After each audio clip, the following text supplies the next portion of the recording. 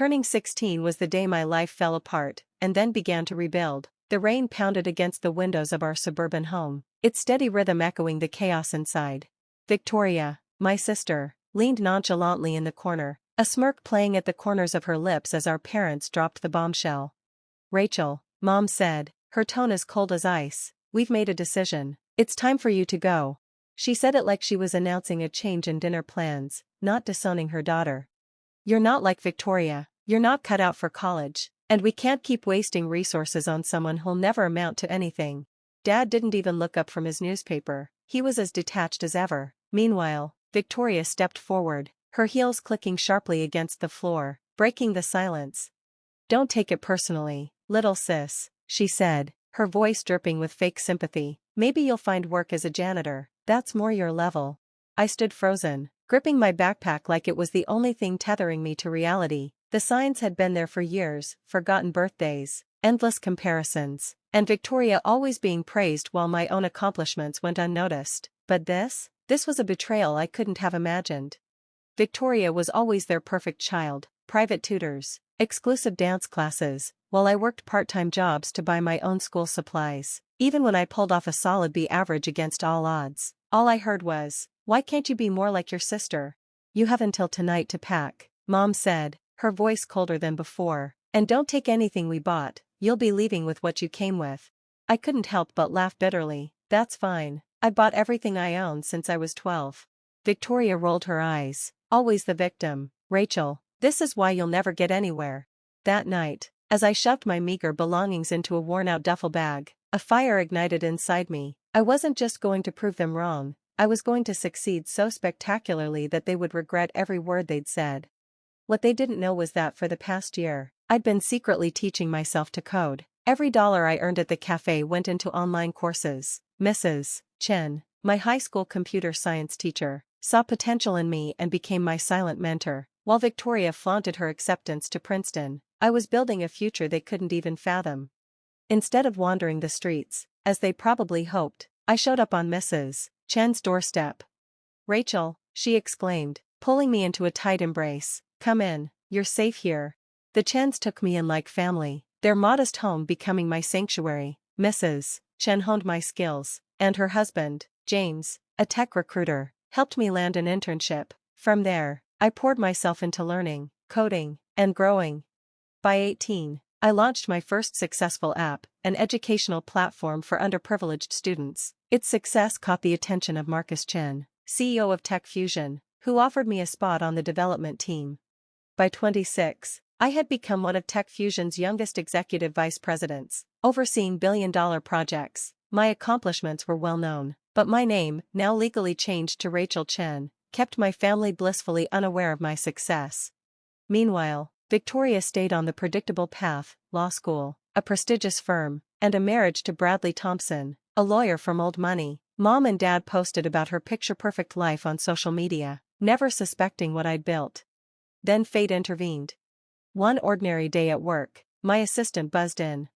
"Ms. Chen, the representatives for the merger meeting are here. They're from Thompson, Williams Associates." My heart skipped a beat. Victoria's firm. "Send them in," I replied, adjusting my suit and settling into my office chair. The door opened, and there she was, Victoria, poised and flawless, walking in with Bradley and their team. The moment her eyes met mine, her composure shattered, her designer bag slipped from her hand and clattered to the floor. "Rachel?" she whispered, stunned. "How?" I gave her a cold smile. "Welcome to Tech Fusion, shall we talk about the merger?" Victoria's facade cracked further as the realization sank in. The little sister she'd always looked down on was now sitting in a corner office, commanding a power she never thought I could hold. This can't be happening," she stammered. "You're not supposed to be here." I leaned back in my chair, letting the weight of my success speak for itself. "Well, Victoria," I said coolly, "I'm here, shall we begin?" Bradley cleared his throat, trying to regain his professionalism. "Miss Chen, we weren't aware of your connection to Victoria." I let the silence stretch, savoring every second of this moment. "No, I'm sure you weren't," I replied, my voice sharp. "Just like you probably didn't realize that your firm's future rests entirely on my recommendation about this merger." Victoria's face drained of color, her expression frozen in shock. My words hit her like a ton of bricks. 10 years ago, she'd laughed as our parents cast me out. Now, the life she'd built on superiority and control was hanging by a thread, and I was the one holding the scissors. The meeting that followed was one of the most satisfying moments of my life. Watching Victoria crumble under the weight of her own arrogance felt like justice. But this was just the beginning. She had no idea what was coming next. And neither did our parents. Revenge, like success, is best served with perfect timing and careful planning. As Victoria and her team left my office, I couldn't help but smile. This was only the start. I could see the cracks forming in her once impenetrable confidence. Every layer of power, every shred of superiority she had clung to was unraveling before her eyes. This was only the first part of a plan that had been years in the making. The real strike was still to come. Word of the meeting spread quickly through her social circles. Within days, whispers of my identity replaced the admiring mentions of her accomplishments. Rachel Chen. The tech visionary. The prodigy. The self-made millionaire. My name was no longer just a blip in the tech world, it had become a headline. To Victoria, I was the sister she had dismissed and discarded all those years ago. My phone buzzed relentlessly, 17 missed calls in a single day. Each notification was like a little victory, a reminder of how many times I had been ignored, erased, and forgotten by the very people who were supposed to love me. Ms. Chen, Sarah, my assistant, called through the intercom. Your sister is in the lobby again. She's insisting on seeing you. I glanced at my Rolex, the symbol of how far I'd come from the 16-year-old girl who once wore hand-me-down clothes. Let her wait, I replied calmly. I have more important things to do. And indeed, I did. I was finalizing the paperwork for Tech Fusion's acquisition of Thomson Williams Associates. But it wasn't the merger they had been hoping for, it was a hostile takeover. This was the end of their firm, and it was happening on my terms. An hour later, Victoria stormed into my office. She looked nothing like the poised, perfect woman she had once been. Her suit was wrinkled, her mascara smeared from crying. Rachel, please, she began, voice trembling. You have to talk to me. The merger, our firm depends on it. I leaned back in my chair, savoring the moment, letting her desperation fill the silence. Interesting, I said coolly. Now you need something from me. Quite the change from 10 years ago, isn't it? I was young, she muttered, almost pleading. We all were. I didn't understand. Didn't understand what? I interrupted, my voice like ice. That throwing your own sister away might come back to bite you? That the person you cast aside might actually become someone you need? She slumped into the chair across from me, the weight of her guilt evident in her posture. What do you want, Rachel? She asked, her voice barely a whisper. An apology? Money? Just tell me. I laughed, a bitter, triumphant sound. Money? Victoria, I make more in a month than you do in a year. As for an apology. I stood and walked over to the floor-to-ceiling windows, looking out over the city. It's too late for that. Mom and Dad want to see you, she said softly, her eyes wide with a mixture of hope and desperation. They're devastated. They didn't know about your success. Devastated they missed out on the money, you mean, I shot back, my disdain clear. Tell me, did they ever try to find me after they threw me out? Did you? Any of you? Her silence answered for her. Mrs. Chen looked for me, I continued, my voice steady but unwavering. She and her husband took me in, believed in me, and supported my dreams. They're my real family. Victoria's eyes widened as the realization hit her. You changed your name to Chen? I did, I confirmed, a cold edge to my voice. The moment I turned 18. I wanted nothing to do with a name that brought me nothing but pain. Just then, my phone buzzed with a message from Marcus Chen, Tech Fusion's CEO. Acquisition approved by the board. Proceed as planned. I turned back to face Victoria, my expression unreadable. You're about to hear some very interesting news about your firm, I said, my voice calm but cutting. I'd suggest you start updating your resume. Her face drained of color as the gravity of my words sank in. What do you mean? She asked, panic creeping into her voice. I let the moment hang in the air, enjoying her anxiety. Tech Fusion isn't merging with Thomson Williams Associates, I said, each word deliberate, measured. We're buying it. And our first order of business? Restructuring the entire management team. Victoria's skin turned ashen as the realization hit her. You can't do this, she stammered. Bradley's family, their connections. I couldn't hold back a laugh this time. Bradley's country club connections? Victoria, I have dinner with senators and tech billionaires. His world is nothing compared to mine. At that moment, her phone buzzed, Bradley's name flashing across the screen. The news was already spreading. This isn't just about me, she pleaded, her voice cracking. Think about the employees, their families. Don't lecture me about caring for others, I snapped, my patience running thin. Unlike our parents, I don't punish innocent people for the mistakes of others. The employees will be taken care of. But the senior partners who created that toxic culture? They're out. Victoria stood shakily, her world crumbling at her feet. Mom and Dad will be at my house tonight, she whispered, her voice barely audible. They want to make things right. I paused, considering her words. The idea of seeing them grovel was tempting, but I had a better plan. Tell them to meet me at the Capitol tomorrow night at 8, I said, my tone cold and calculating. I'll reserve a private room. After she left, I called Mrs. Chen. They took the bait, I said, satisfaction dripping from my voice. Are you sure about this, Rachel? She asked gently. Revenge can feel hollow in the end. This isn't revenge, I replied, my resolve firm. This is justice. And tomorrow, they'll finally understand what that means. The next evening, I sat in the Capitol's most exclusive dining room, the epitome of luxury. When my family arrived, their faces showed a mix of awe and discomfort, unsure how to reconcile the daughter they had abandoned with the woman who now commanded a world they could only dream of. Rachel, Mom began, stepping forward as though to hug me. I didn't move.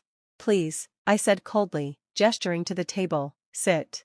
Dad cleared his throat, clearly uncomfortable, unsure of how to navigate this new reality.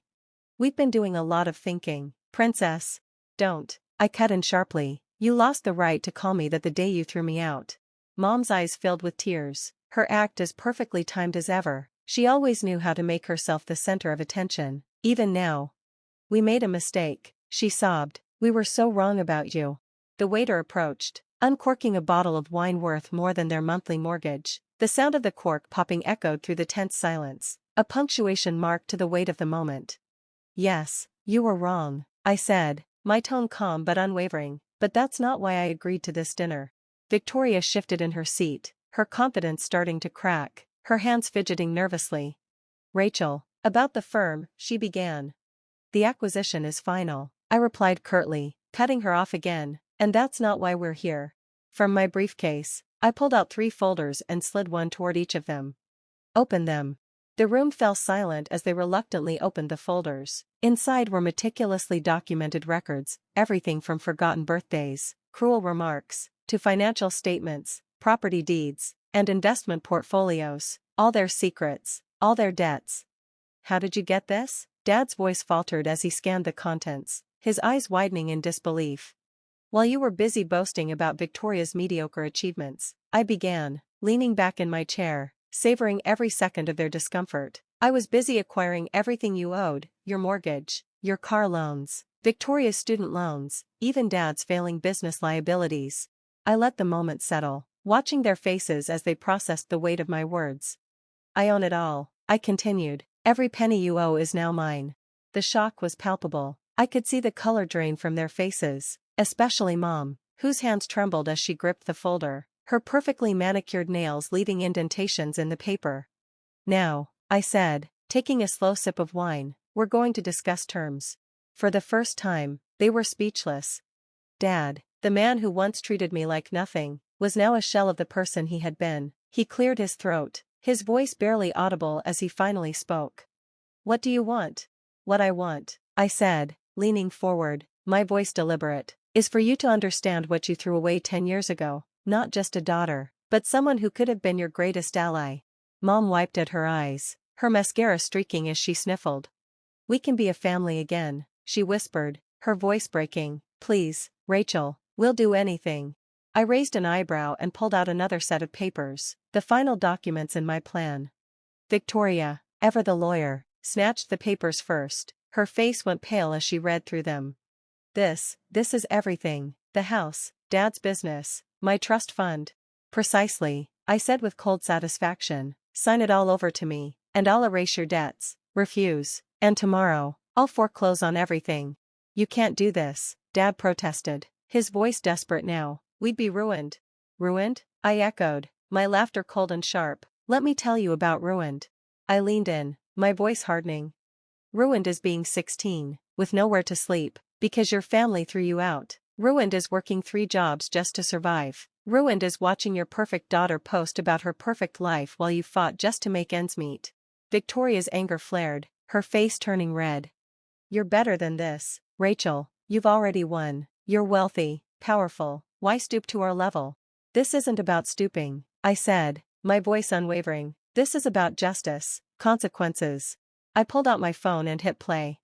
Their voices filled the room, cruel, dismissive, condescending words from a decade ago, laughing about my future, predicting failure. Mom's hand shot up to her mouth, as if trying to block out the sound of her own venom. The words they'd spoken, the cruelty, it all came rushing back. I kept this, I said quietly, pausing the recording. Every time I felt like giving up, I listened to this. It reminded me of what I was working for, not just success, this moment. Dad picked up the pen, his hand shook as he signed the papers. Mom followed suit, her tears now freely falling, and then, after a long pause, Victoria signed as well, her pride broken in the face of the inevitable. It's done, I said, collecting the documents and slipping them into my briefcase. The apartment keys are with the maitre d'. You have until tomorrow to move your things. Everything else will be sold. As they stood to leave, I looked at them one last time. 10 years ago, I said, my voice a low, deliberate murmur, you told me I'd never amount to anything. I paused, letting my words sink in. You were wrong. I took a slow breath, letting the satisfaction of the moment wash over me. I became everything you said I couldn't, not because of you, but in spite of you. Victoria paused in the doorway, her voice trembling as she looked back. Will we ever see you again? I considered her question, my thoughts drifting to the future. That depends on whether you learn from this. After they left, Mrs. Chen entered, her warm smile a soothing contrast to the coldness that had settled over me. She pulled me into a tight hug. Are you okay, sweetheart? For the first time in 10 years, I allowed myself to smile, my voice lighter than it had been in ages. I think I am. The next morning, I watched as movers dismantled my old family home piece by piece. Victoria's carefully constructed life was unraveling, thread by thread. Dad's business was in the process of being restructured, and Mom's social circle buzzed with gossip about their fall from grace. But revenge wasn't my ultimate goal. I had something far greater in mind. The following week, I announced the creation of the Chen Foundation for Youth Empowerment, a nonprofit dedicated to supporting abandoned and struggling teens, giving them the tools to rewrite their own stories. When I unveiled the foundation's headquarters to Mrs. Chen, she wept with pride. This, she said, her voice thick with emotion, is your real victory, turning pain into purpose. And she was right. The legacy I was building wasn't born from vengeance, it was born from hope. Each teenager who walked through the foundation's doors would find the support I had once needed, and they would receive it from the Chens, who had given me the family I'd always longed for. Months later, I received a letter from Victoria. She wrote about her new life, working as a paralegal, living in a modest apartment, and finally understanding the value of humility. I didn't respond. Instead, I anonymously donated to the legal aid clinic where she worked, ensuring they could continue helping others. Success, I realized, wasn't just about proving my family wrong. It was about proving to myself that resilience could triumph over cruelty. My biological family may have abandoned me, but their rejection had forged me into someone unstoppable, someone who not only survived but thrived, using that success to lift others. In the end, I had gained something far more valuable than revenge. I had found freedom, purpose, and an unshakable peace. The girl they threw away had become the woman they could never be, happy, fulfilled, whole. 2 of 2.